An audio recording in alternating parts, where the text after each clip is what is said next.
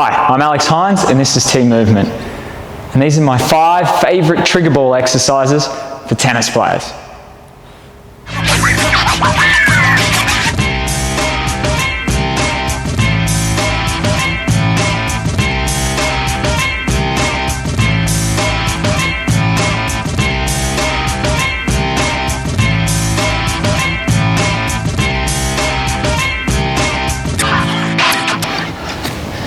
Alright guys, here's my 5 favourite trigger ball exercises for tennis players.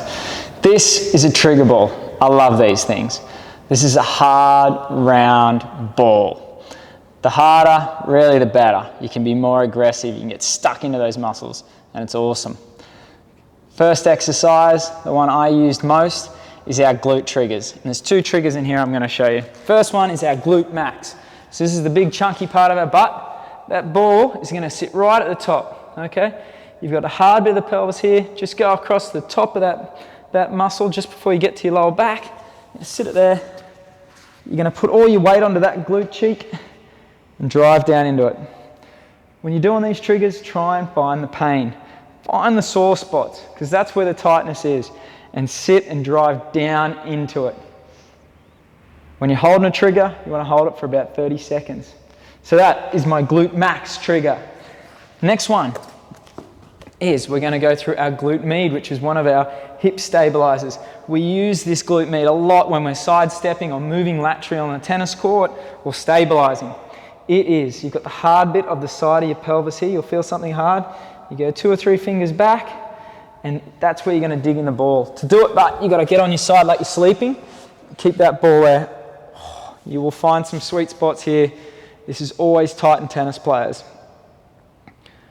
Great exercise, this one. I love this one. Oh, guys, find those sweet spots, dig into it. Okay, so that's my number 1 on the list.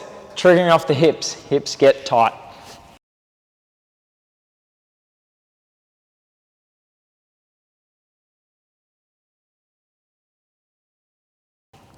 The next one, what I want to run through is the perineals.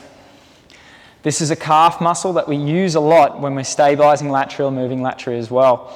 You'll see a little lump often on your leg. Now what we want to do is we want to just go down from that and just back. And you're going to find a really nice trigger here to release those calves off. Now you can do this with a trigger ball or a golf ball. Golf ball can be good if you've got a bit smaller legs. And we want to use our hand and push down into it. Once you find it, you will know it. Oh. Such a good one. All right, and that's going to prevent any strains through those perineals.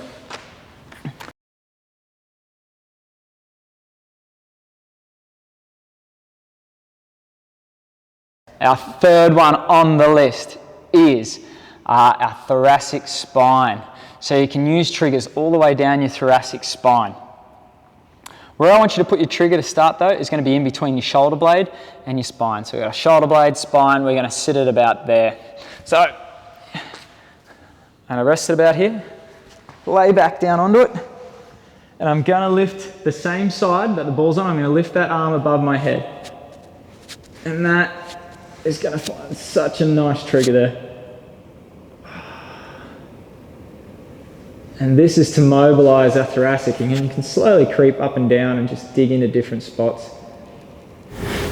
The other wonderful thing about this trigger is we're also going to be hitting the rhomboids in the middle and lower traps. So not only are we getting a nice thoracic mobility exercise, we're also getting some good tissue massage through those rhomboids, through those middle, lower, and even up into the upper traps if you want to work that high. It's a really cool exercise, guys. I love it. I love that exercise.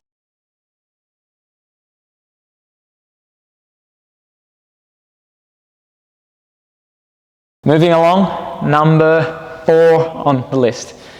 It is our TFL.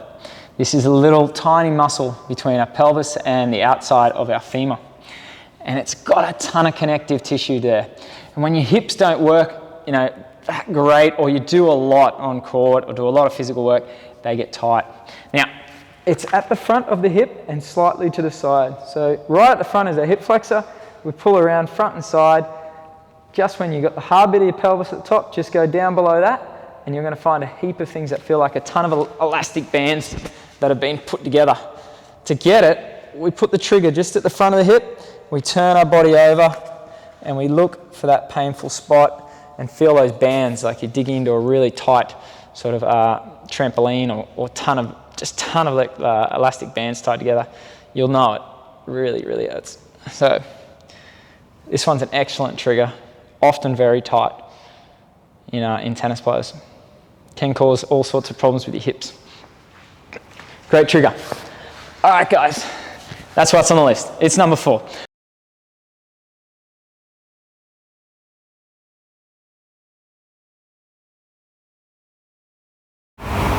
The next exercise in our 5 favorite triggers for tennis players is called the pec trigger.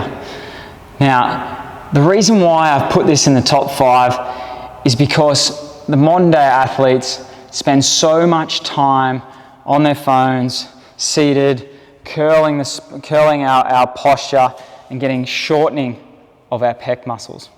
Also for our younger and developing athletes, when we play tennis, everything is in front of us. So generally we become dominant at the front, which means we get dominant, tighter muscles. And at the back we get weaker, longer muscles.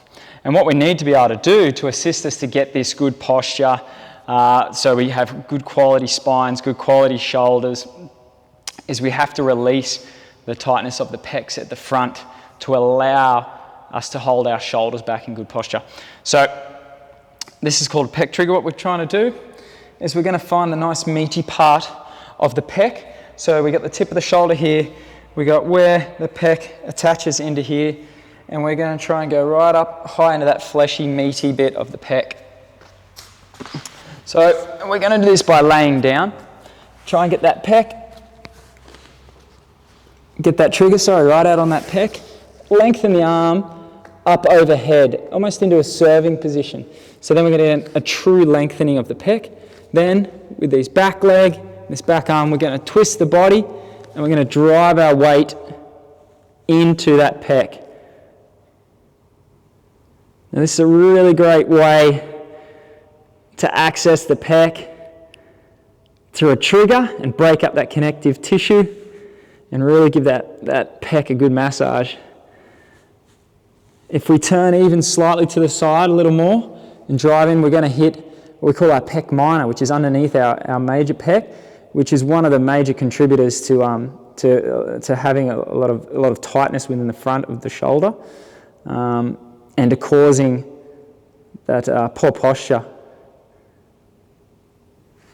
So,